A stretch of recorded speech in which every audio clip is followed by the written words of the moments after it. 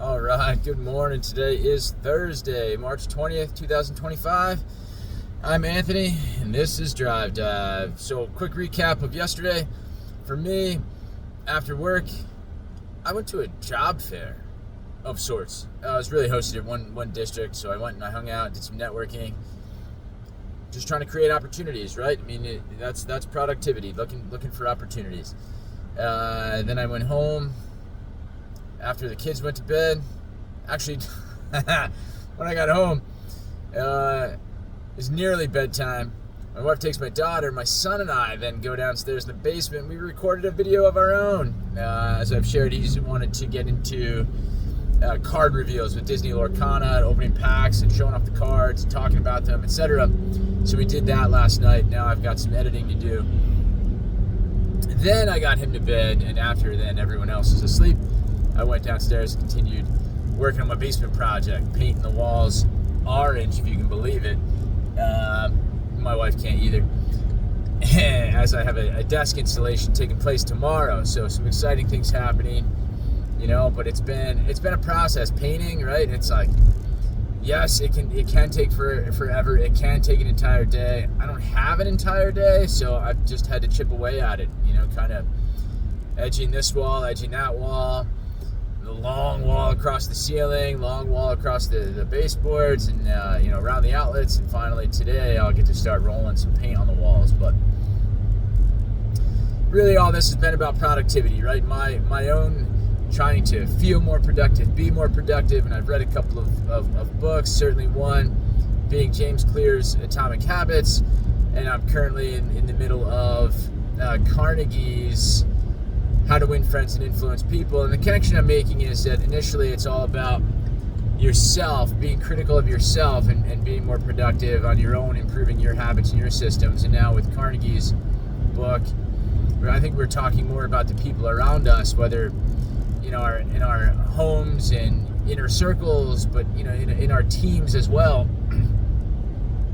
and how we get to be more productive together is the best way I can put it. And so the latest, section of the book is about arguments and the fact that you really can't win an argument.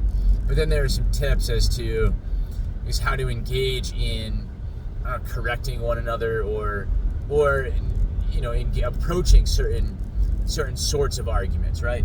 And some of those tips include when somebody approaches you with an argument.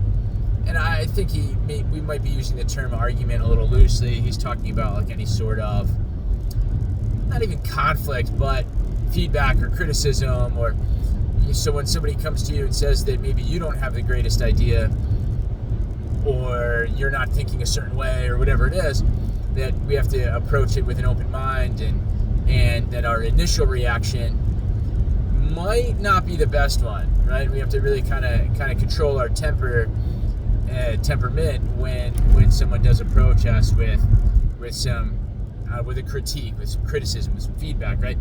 And remember that we're trying to work together toward a common goal. And so I guess it's this thought of, right, like let's make sure that we're in our efforts to be more productive with other people, that we're not actually being counterproductive. And so I guess a couple of examples that come to mind. In the book, Carnegie says things like, when trying to correct someone, you should maybe soften it by saying, I may be wrong, but, and then proposing your idea or proposing your alternative idea to what someone else has previously proposed, right? Or when you want to try to poke holes in a particular argument, you would start by saying, I might be wrong, but, or posing it as a question. Well, have we considered, and based on my experience, I'm thinking, sorts of things like that. And so then last night I was having a conversation with my son as we were reading a book. Within the book, one of the characters proposed an idea, and my son instantly said, well, that's a dumb idea, and then proceeded to explain why he felt it wasn't a good idea. And at parent-teacher conferences, the teacher had shared that one of the things they're working on when they are in pairs or groups is that someone might take on this leadership role, but we have to remember to not be quite so bossy. And so I was talking with him about all of that. Now, okay, here's how you responded to this character in the book, but how would you respond to your friends in real life? And trying to say that, right, you might say things like, initially I said, maybe that's not the greatest idea, but perhaps even better way to say it, again, you don't want to say that's a dumb idea, but you might want to say, I like your idea, however, right? Or that's a really good idea, however. And then from there you could say, but I'm thinking this, or that's a really good idea, however, I'm wondering if, I just pose it as a question, right? And take an even softer approach. So that's for us to figure out and get to know the people that we're working with, and which are they going to better respond to, right? We want to be more productive. We ultimately want to get better ideas and generate better solutions to particular problems.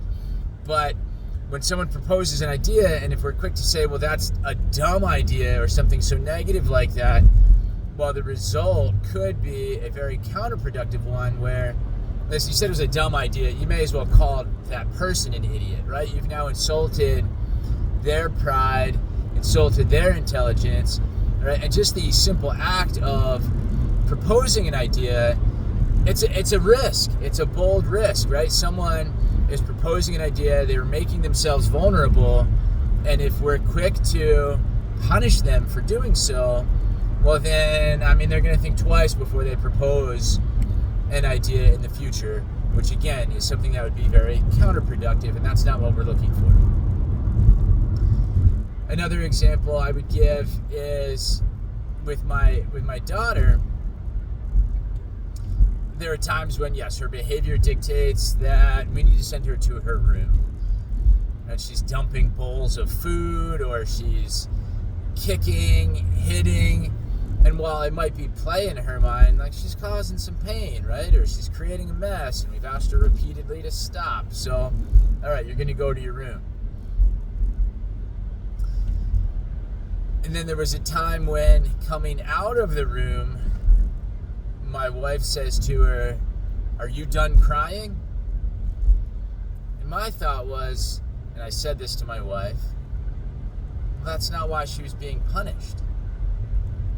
And she was being punished because she dumped her pasta bowl a second time, and so we put her in her room. Right? I think the conversation is like, are you, right? No more dumping. Are you ready to not tip that bowl over?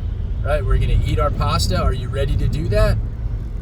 At that point, I don't care if you still have tears coming down your face. Like, I don't want to communicate counterproductively that crying is not okay. That, oh yeah, by the way, right? Like, as long as you don't cry, we won't send you in your room. You can come out of your room as long as you're not crying. Like, it's okay to cry. It's okay to show emotion, right? I don't want to have that be a potential outcome of this, when really the goal was to just correct the behavior of dumping her pasta over. So it's trying to keep in mind, what are the goals, and now how do I address the people around me, whether they're family, friends, or teammates at work. If right, the goal is ideation, sharing freely these ideas, and brainstorming, well, we have to be very careful of how we engage with one another, and not be so quick to judge, or so quick to, when I propose an idea, if one of my teammates offers some, again, they're trying to be helpful, right? Be mindful of that. They're trying to be helpful by sharing some constructive feedback. I can't lash out at them for doing so, because then they, again, they'll question whether or not they should do that in the future. So it's things like that where I think Carnegie is talking about being very careful about engaging in arguments and not just right, wrong, and kind of that black, white approach, but to be a bit softer and gentler. We're dealing with the human element. We want folks to be engaged, and we don't want to shut them down. So to think very carefully about, again, how we treat one another in those settings. So, yeah, that's it for me, right? So trying to make some connections here between how to win friends and influence people and the overall theme of this channel, which is productivity, right? And it does start with ourselves, right? Our habits, our routines, our approaches to arguments, to correcting the behavior of others, to responding to their feedback, to our own actions. Right? We can control those things. We can check our emotions. We can choose our words, and be more productive in the end. So that's it. Hopefully you gleaned some insights here into my life and some lessons learned from the literature, my takeaways, and I hope they have some meaning for you.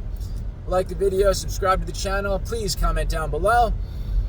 Hit that notification bell, all that fun stuff, and we will see you tomorrow. Have a great day.